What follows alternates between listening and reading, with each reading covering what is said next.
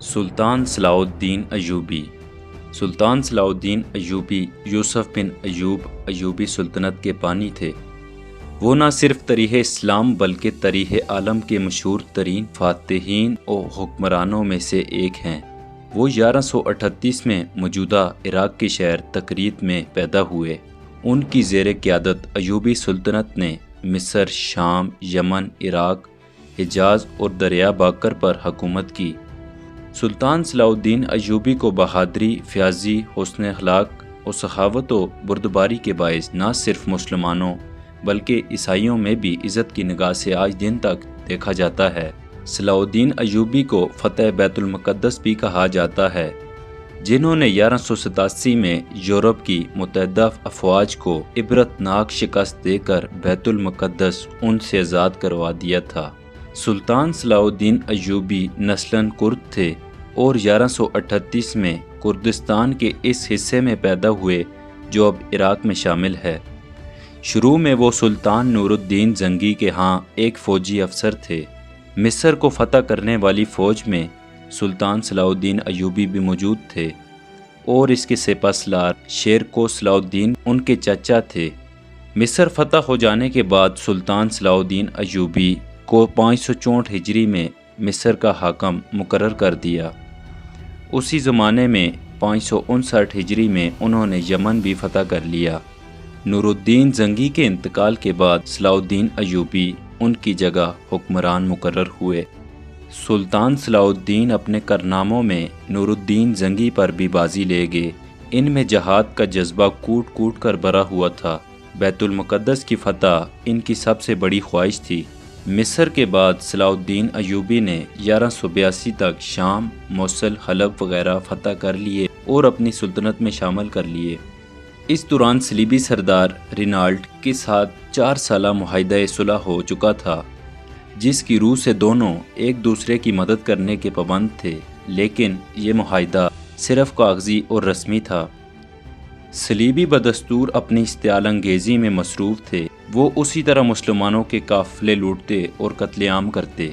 1186 میں عیسائیوں کے ایک ایسے ہی حملے میں رینالڈ نے یہ جسارت کی کہ بہت سے دیگر عیسائی امراء کے ساتھ مدینہ منورہ پر حملے کے غرض سے حجاز مقدس پر حملہ آور ہوا۔ صلاح الدین ایوبی نے ان کی سرگرمیوں کی روک تھام کے لیے اقدامات کیے اور فوراً رینالڈ کا تعاقب کرتے ہوئے حطین میں اسے جا گھیر لیا۔ سلطان نے یہیں دشمن کے لشکر پر ایک ایسا آتشگیر مادہ ڈلوایا جس سے زمین پر آگ بھڑک اٹھی۔ چنانچہ اس کی آتش ماحول میں 1187 کو حطین کے مقام پر تاریخ کی خوفناک ترین جنگ کا آغاز ہوا۔ اس جنگ کے نتیجے میں 30,000 عیسائی ہلاک ہوئے اور اتنے ہی قیدی بنا لیے گئے۔ رینالڈ گرفتار ہوا اور سلطان نے اپنے ہاتھ سے اس کا سر قلم کیا۔ اس جنگ کے بعد اسلامی افواج عیسائی علاقوں پر چھا گئی۔ سلطان صلاح الدین ایوبی ایک بہت ہی نڈر اور بہادر حکمران تھے۔